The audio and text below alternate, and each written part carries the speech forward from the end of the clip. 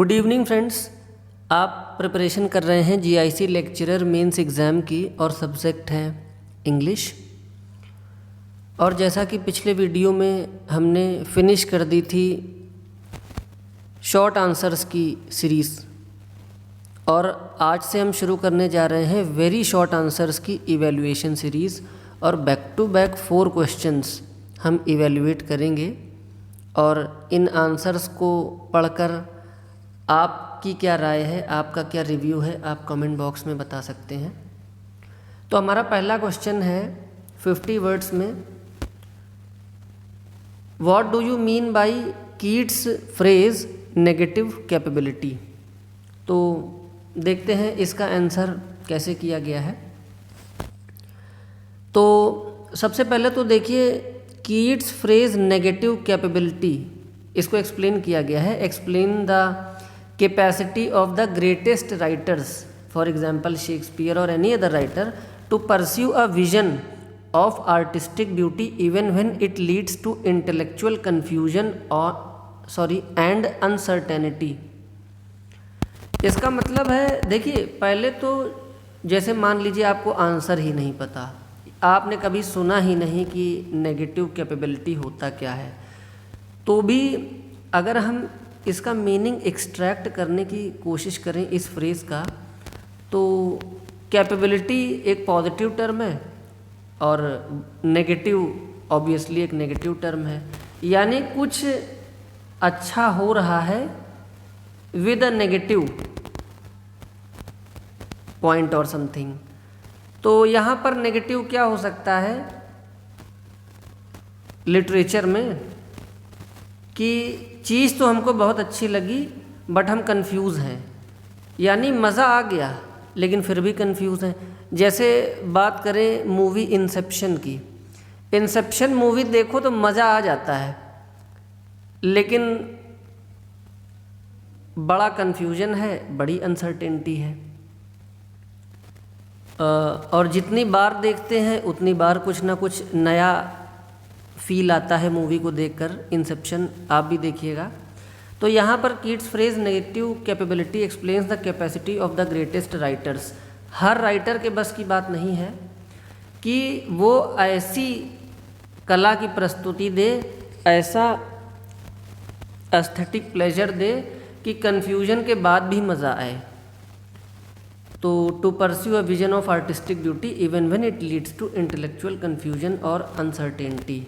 In the eyes of Keats, a poet can be capable of perceiving and recognizing the truths beyond logical reasoning. यानी सच कहेंगे लेकिन beyond logical reasoning. Such a poet disappears from the work. It means the work itself is recognized and responded by the reader without requiring the intervention और explanation of the poet.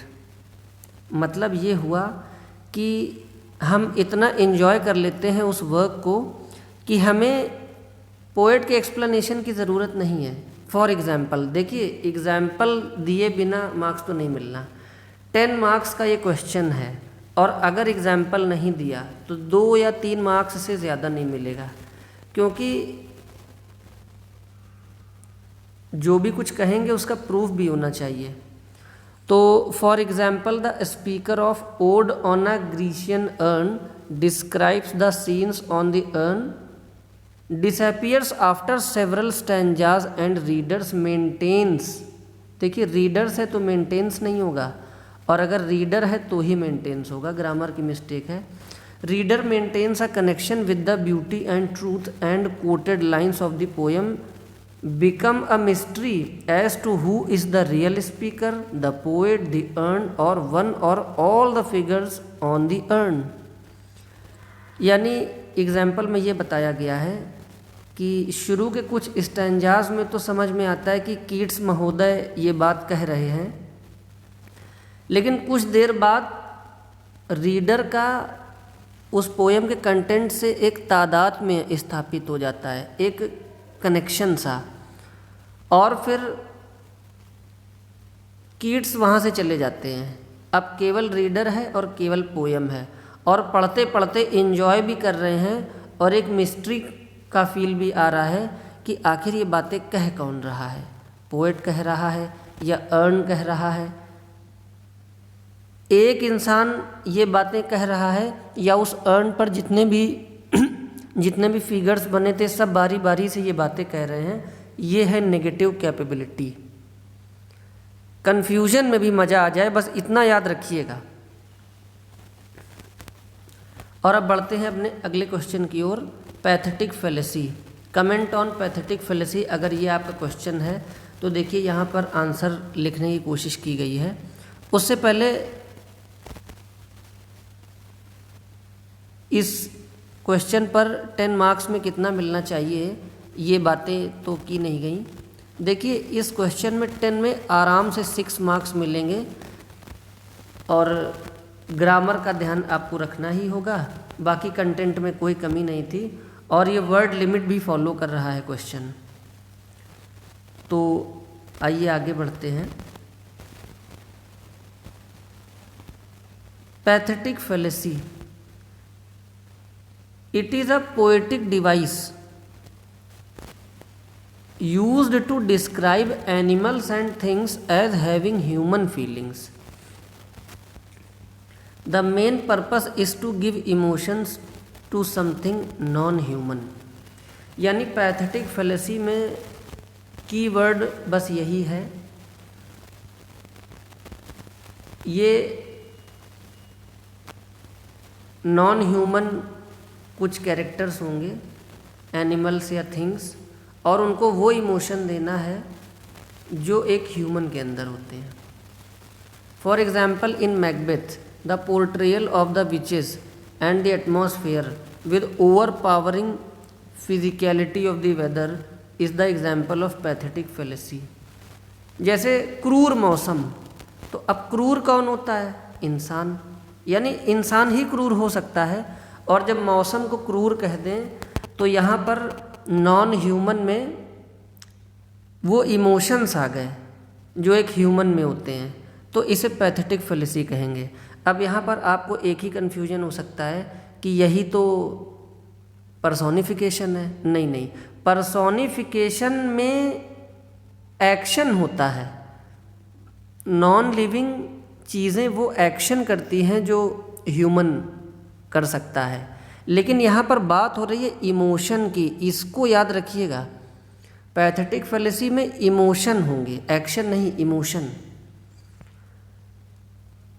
तो ये भी ठीक ठाक answer था और इसमें भी 10 में 6 मार्क्स मिल सकते हैं, ज़्यादा कोई गड़बड़ नहीं की गई है। हाँ, एक चीज़ है यहाँ पर जिसमें मार्क्स कट सकते हैं कि आंसर बहुत छोटा लग रहा है, क्योंकि 50 वर्ड्स में लिखना है और 1 2 3 4 5 6 7 8 लाइन्स, तो ठीक है, छोटा नहीं है। मुझे लगता है इससे पहले जो हमने आंसर डिस्कस किया है वो आंसर कुछ बड़ा था, ये तो वर्ड लिमिट के अंदर आ रहा है। आइए आगे बढ़ते हैं। Transferred epithet. ट्रांसफर्ड एपिथेट, ये नाम जब भी मैं सुनता हूँ तो मेरे दिमाग में सबसे पहले क्लिक होती है poem an elegy written in a country churchyard, जहाँ पर वियरी वे एक फ्रेज़ आया है, थका हुआ रास्ता, जबकि थका हुआ होता है इंसान। तो जब ट्रांसफ़र कर दिया जाए फीलिंग्स का लिविंग बीइंग से नॉन लिविंग में, तो वो ट्रांसफर्ड एपिथेट है। यानी जो फीलिंग मौजूद होनी चाहिए थी उस वक्त लिविंग चीज़ में, वो ट्रांसफ़र हो जाए नॉन लिविंग चीज़ में, तो उसे ट्रांसफर्ड एपिथेट कहेंगे। तो आइए देखते हैं क्या लिखा है इन्होंने। It is a poetic device when human feelings are transferred to something inanimate और नॉन ह्यूमन ऑब्जेक्ट। अब देखिए, फिर से कंफ्यूज मत होइएगा, पैथेटिक फैलेसी में कोई ट्रांसफ़र वांसफ़र नहीं हो रहा है, नॉन लिविंग चीज़ है और उसमें इमोशंस ऐसे आ रहे हैं जो एक लिविंग चीज़ में होते हैं, कोई ट्रांसफ़र नहीं हो रहा है। और ट्रांसफर्ड एपिथेट में फीलिंग्स होनी चाहिए थी लिविंग चीज़ में और वो ट्रांसफ़र हो रही हैं नॉन लिविंग या नॉन ह्यूमन चीज़ में।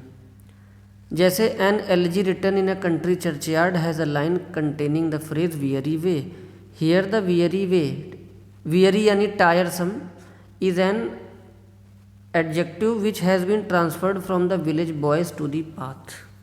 ठीक है, ये आंसर भी डिज़र्व करता है 6 आउट ऑफ 10। और आइए अब आगे बढ़ते हैं आज के लास्ट क्वेश्चन पर, और पूछा गया है difference between the usage of a an. तो देखिए इन्होंने कैसे इसको समझाया है, ये बहुत पुराना बचपन का तरीका है। A, it is use before a noun which is singular and is pronounced with a consonant sound. ये साउंड लिखना बहुत ज़रूरी था, ये ठीक किया इन्होंने। Book, pen, boy.